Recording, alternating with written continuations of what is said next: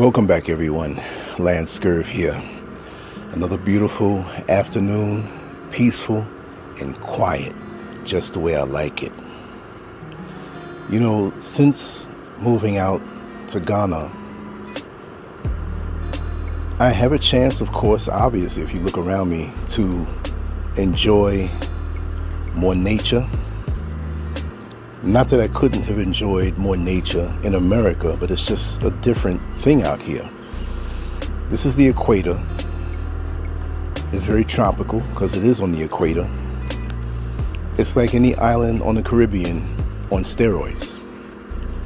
And because of that distance and size and depth, you're just enveloped even more so. But you do have beautiful places in America and country, but the society, the way things are run, the way things feel there, it's different. You have more elbow room here. You can I'm gonna adjust my microphone here if you hear any funny noise, but you have more leeway, more depth. You can getting away, you can go deeper. Getting away from society, getting away from the hierarchies, getting away from the still reach of the system that can reach all the way here and still make you feel it. When you go into the cities, you feel it. You feel the influence of the West in certain areas of life, and it's viewed as progress, which is not. But the technology, which is soon to be used against us.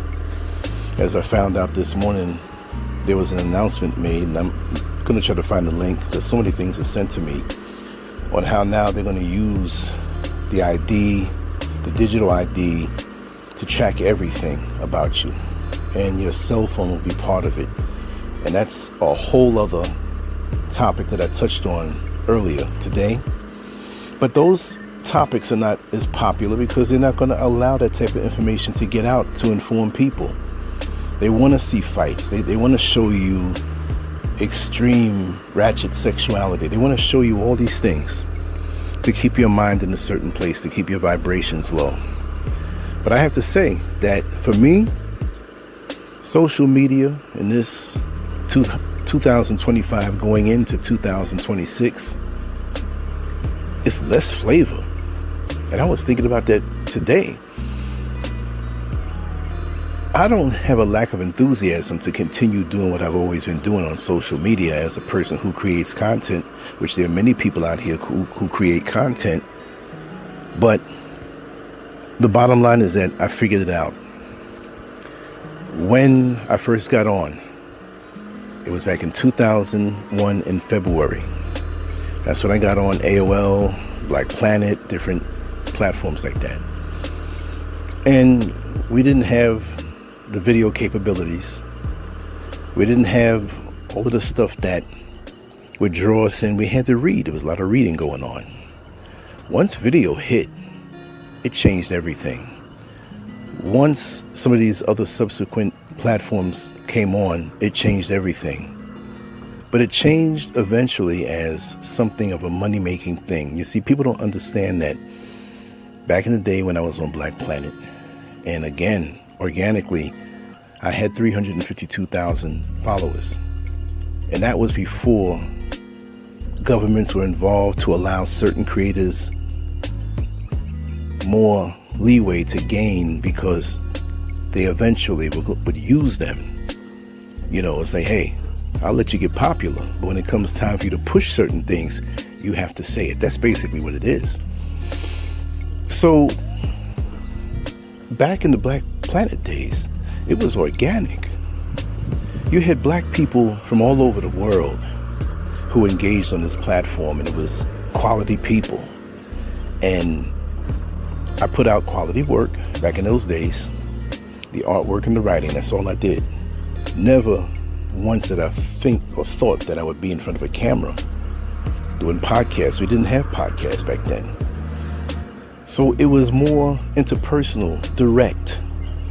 You had people who were educators. You had people who were in the arts on all different levels, musicians. You had people who were scholars. You had people who in different areas of expertise. They were good at what they did, and they had no problem with sharing what they know with other quality people. Quality people. Quality people. Where are the quality people? They're still out there, but a lot of them are not engaging in this trashy place that social media has become. Social media has become basically a whore for the dollar. Whatever makes these platforms money, they will allow their algorithms to push and get out there. There's still some good people out there that have great amounts of followers, but you see what happened is the trick in how the tables have turned is that TikTok changed everything. Because before, years ago, social media was based on your followers. Now it's confirmed that it's not a follower-based platform. Facebook, Instagram, because of what they saw with TikTok, because TikTok revolutionized the game, meaning that TikTok is addictive because they want to keep you scrolling. They want to keep you on. They want to keep you scrolling. And that's going to make them more money, right? And it's become addictive that Instagram saw this and Facebook saw this, so they have to change their model also. So you can have followers, but for you as a creator, it's not about your followers. If your content is appealing to someone who has never seen you before, these platforms will push you onto those people who may, because of their makeup, because of what they're known for looking at and watching, what their interests are. Social media platforms, they all know this stuff. They collect this data. So you can have 10 followers and get 1 million hits on something. You can have 1 million followers and get 10 hits on something. But it's not about just those hits. It's the quality of people if you're trying to build a community. Because way back in the day, it was so enjoyable on social media because you had people who were genuinely, organically interested in what you're all about and reached out to you and engaged with them. There's so many people that I met, so many names that are bigger now, and I won't name drop. I'm not trying to look for clout, but I made connections with these people and I know them. It's hard to get that now because once these social media platforms went public and started trading on the stock market and getting involved in that, it became all about money. Forget engagement. Engagement is cool, but we're not trying to bring people together. We're trying to keep you scrolling on these platforms. We're trying to keep you blind and scrolling. And for us, it took the soul. Those of us from back in the day who were in it, it took the soul out of it. Imagine you go to, let's just make this up, a relative's house, grandmother, an aunt, and it's the holidays, and you go there because she makes this banana pudding and sweet potato pie and all this good food. Those are the desserts, right? All the whole thing, and all the family always ends up at this household of this aunt or grandmother to eat. So imagine you go there and you see the food and you sit down by the table and it's time to sit down and you're so happy to eat and you realize that the food wasn't made by the hands of your aunt or your grandmother or your mother, whoever it may be. It was made or catered by local businesses or even a supermarket, because you know they'll cater, certain supermarkets will cater certain things to you. And it took something out of it. It's food. You can eat. You're not going to be hungry anymore. But you wanted your relatives, your aunt, your grandmother, your mother, whoever it was, you wanted her banana pudding. You wanted her sweet potato pie. You wanted her turkey. You wanted her chicken. You wanted her macaroni and cheese, collard greens, whatever it may be. You didn't want this catered by some chain supermarket or somebody who didn't know, and you can't get that same flavor. That's what social media is like to me now. For me, it's about my tribe. For me, it's about the people who I've always been connected to. Now that I'm starting a new channel in the last year, there are a lot of people who are lost, but they're steady finding. I've been around for a long time. It'll happen over time, guaranteed. I'm not worried about that. What I'm concerned of is the real vibration. I don't want to be hijacked or trying to chase somebody else's style or rhythm because I can get more hits doing that. Just like I used to do the rooftop perspectives when I lived in the apartment down in the Accra or Yarafa area. This is somewhat of the same thing. It's called something different. I don't even call it anything. It's the same flavor.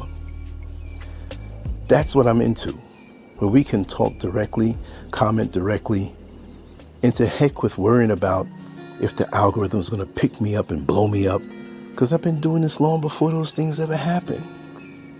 These platforms now, they're interested in money, right? Now, I know it's a business, but really it's more of a business than being concerned about a platform where people can engage. And you can engage, but now things are pushed on you. It's lost its soul. And people are not as interested. The real people now, they're not as interested as they used to be, because the food doesn't taste right. It's not the same recipe. It's not the same hands preparing it, because we're flooded with artificial intelligence type content, AI content. And people don't trust it as much now. You've heard it in the comment section, because we use our eyes to tell us if something is real or not, but we never had that dilemma. Now, when we see something that's really like over the top and it looks real, look in the comment section. What's the first thing they say? Oh yeah, that's AI. AI is working again. That's AI content. So now what if you had something spectacular that was real? Most of us don't trust it anymore. We're going to swear it's AI. When I pump up the tires on my unicycle and go up to the roundabout there, and on my birthday, my 63rd birthday, coming up in April, I ride this thing and show that I have balance and agility and put it up online. Are they going to say that's not real? That's AI? And it's like junk food. Many of us, there's some of us who don't even care. They don't care that it's not real. They're still going to consume it. I'm into the real. And at my particular stage, or this particular stage in my life, I want real human contact, the vibration, those things. We discuss things. Even if you disagree, let's discuss certain topics and get deep into it. I really love that. I know that the things I do when I speak about human nature and speak into the mic and just have a banner, that's not as popular as other forms of content, but the people who vibe with me there, they really vibe with me there. And of course, I will show my face on a regular basis. And it may not be every day, because it might be rainy or a little too windy, and the microphones will pick up all of that too. But the bottom line is that I'm falling off of social media as far as that types of content are concerned. I don't get on anyway and just live my life for hours, or spend many hours of my life just scrolling and watching. You're waiting for something to happen. There's too much life to live. And I suggest most people, let's just try to prune off the time that we spend on social media, and let's just something real and organic, because that's the only thing that's going to enhance your life. Because again, like I say, our perception of time is warped, because we don't realize how, when you're focused on that screen, you don't realize how much time is going by and how much real life things that you can do. And there are things around the house that need to be done, and social media sucks that up. There are phone calls you need to make to real people to keep a real connection, and we find ourselves getting more and more distant from them. But guess what? The phone is there and it's scrolling. It's like some type of emotional pacifier, that phone. Because when a baby cries, you have some mothers that will give the child a pacifier because they think it's a bottle, and they suck on the pacifier, but there's no milk coming through that plastic nipple or rubber nipple. So the cell phone, the smartphone so-called, that dumbs us down, is the same thing. We're receiving visuals and different things, but there's no engagement. There's no nutrition in that. There's no real life engagement in that thing. Unless you go to seek something out where you can learn something. You're learning a skill and you're being instructed the same way as if you were sitting down in a classroom. Now you're talking. But most people, there's no end game to this thing. After you watch and watch and watch and watch the gossip and watch the sexual things and watch the trashy things, when you're done, you come away no better. And where was that time, or how was that time spent, and how has it enhanced your life? That's a big concern of mine. And this is why, like I said, I can't see it. I know people who, they get on and they throw me these pictures, they throw me these videos, they throw me this stuff all day, and I know they don't leave the house. You know, some people I know are retired, they don't leave the house. They're thinking about 1980, or they're just throwing stuff blindly, just random stuff with no type of purpose, no type of sequence, like they're trying to learn something, they're trying to do something. Every day is just to sit, wake up and do that all day until they fall asleep, and they just keep. And most of the time, if it's something that is not building something for me, I don't tell them, but I just delete. And sometimes I just block them. It's like, okay, I'm gonna block them all day. All the stuff they're sending, I won't even see it. It's getting to that point because I receive a lot of stuff. And I am not gonna allow my mind to be clogged up with foolishness. And there's certain people who send me funny things and I will look at it, right? Because they don't go overboard. But I don't want to see 64 pictures of a naked lady that I find repulsive. Even if I didn't find it repulsive, I don't want to, what am I going to do? 64, the female anatomy. I know what it looks like. I have no connection to that woman. And I'm big on focus and not distracting myself. So if other people are like that, you can do that. But at the end of my day, I want to know that I got something done, something accomplished. And so I do stuff when I'm home, and then I come and make a little content. I do a little more as it hits me from in the heart, right? I'll research and share some facts on things, but again, the foolishness is not going to happen. I just want to share that with you. And I want to share that I use Instagram and Facebook to distribute stuff. On Facebook, a lot of my stuff doesn't go out. They have some kind of limiter, some kind of blocker, some kind of thing. I got on my Facebook page well over 5,000 followers there, and I may get one or two comments or thumbs up or something on it. So I know that's what it is. But I'm going to extract those names and put them into something else and reach out to them one by one. So that's how you do it. But it's not going to be the same like it used to be. I've connected with some wonderful people. And I want to say also, when we had those platforms, before we had platforms to interview people and do live streaming, there were platforms that you can call into a number that would connect you to other people, and your listeners can call one number and they can listen into the interview. This is when I was being interviewed early, like 2002, 2003. I would love to get my hands on some of those, but some of those platforms are dead. And it wasn't a platform per se. You had Blog Talk Radio back then, but this was something else. And you had all these people that would pipe in just by the phone call. Then they wanted to listen. And some who were the guests, like myself, lots of times I call in, I talk to the host, and we talk. When that host would open up the lines, I couldn't believe, even back as far as 2003, 2004, and this is after being online from 2001, that there were people all over the country who knew my work with the artwork, with the articles, and they were very impressed. Now, I'm not saying this to big myself up. What I'm saying is that even then, organically, the reach was phenomenal. I'll never forget, there was a man from Louisiana, there was another man from Chicago that called in. They were like, man, I've been following you for years and I love your work, and the vibration is what I'm talking about. Now with AI and the fake stuff and the stuff that they push to keep you just watching and scrolling, it's like people are mindless now. I mean, You can have an AI created piece of artwork that has no vibration in it. You can make it in seconds by just saying what you want. What about the artists like myself who will draw and put feeling and detail in it?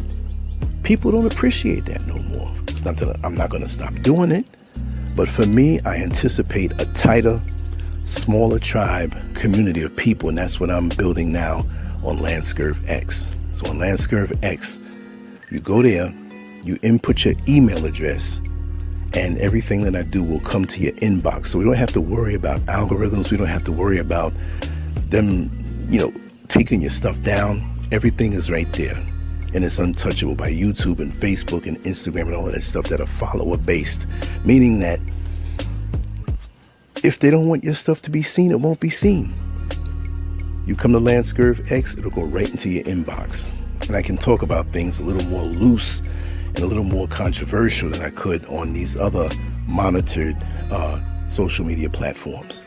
And I want that organic feel again, where it's a community, and that's what I'm trying to build now. That's what I am building now, right?